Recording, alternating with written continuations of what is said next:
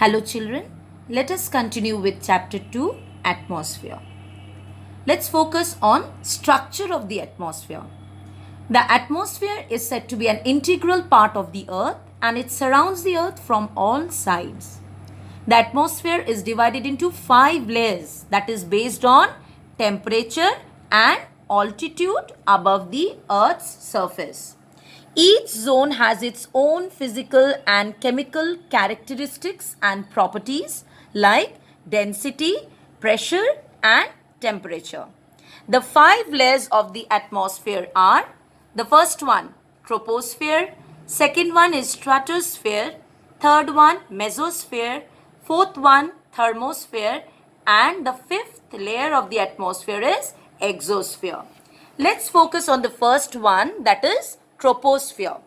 Troposphere, it is the lowermost layer of the atmosphere and it contains 70% of its mass.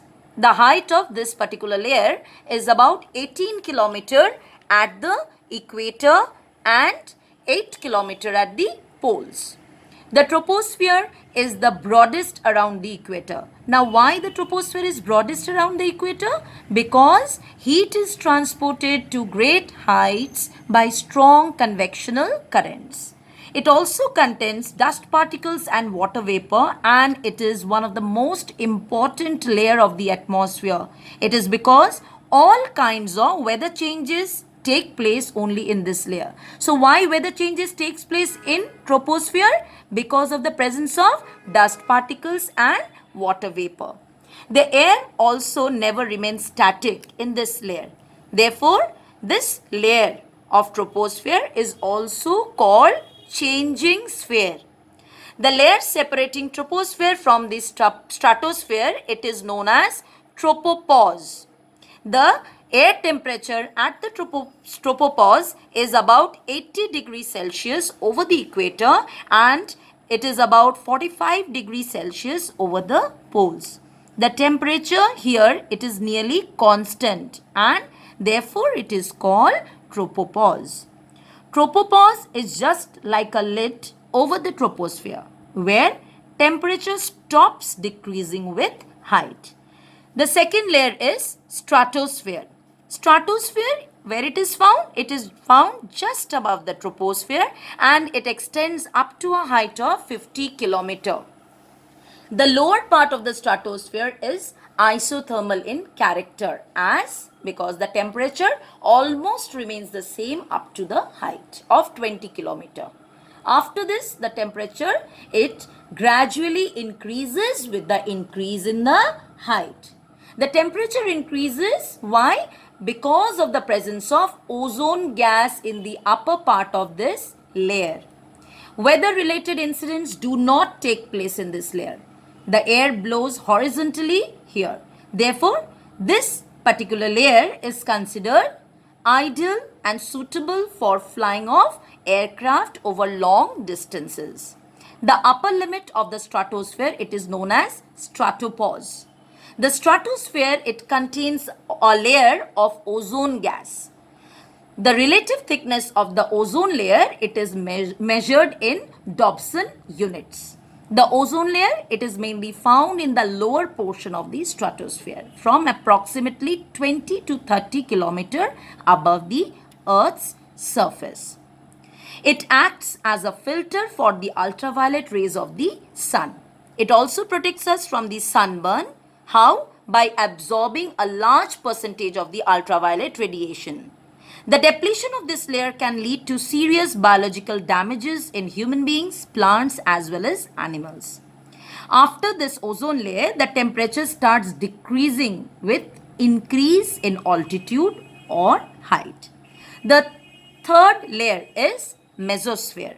It is the third layer of the atmosphere and it spreads over the stratosphere and it extends up to a height of 80 kilometer.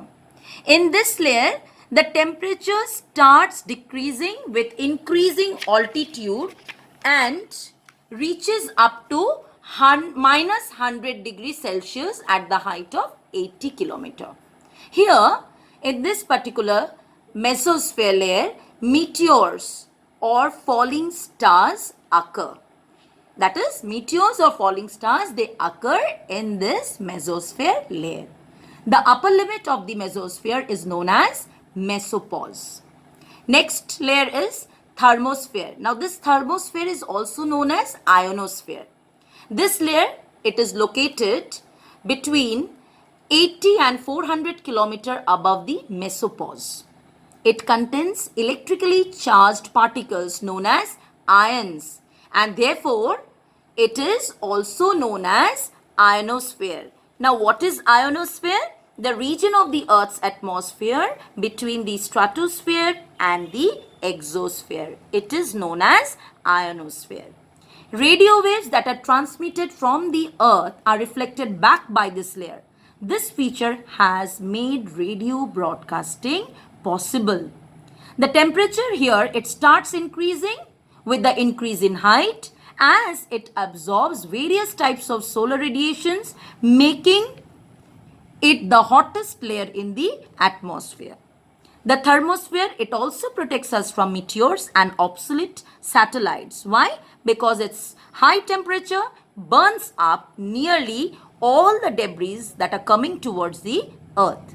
It is further divided into many sublayers, and the different sublayers, it helps in transmitting the low, medium and high frequency radio waves. Some of these sublayers are temporary, which may appear during the day and disappear at sunset. The last layer, that is the fifth layer of atmosphere, is exosphere. The exosphere is said to be the uppermost layer of the atmosphere, and it lies between 400 and 1000 km.